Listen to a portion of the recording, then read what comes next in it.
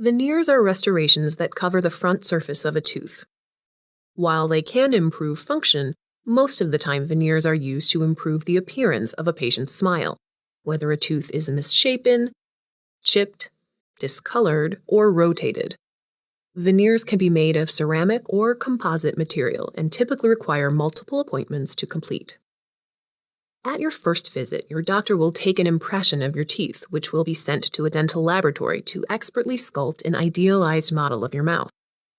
This model will be the basis for your temporary and final veneers. During your next visit, your teeth are prepared by the doctor to make room to place the veneers over them. Once done, another impression is taken of the prepared teeth, which will be sent to the dental laboratory and combined with the idealized model to craft your final veneers. After this second impression is taken, temporary veneers are placed over your teeth until the final ones are ready.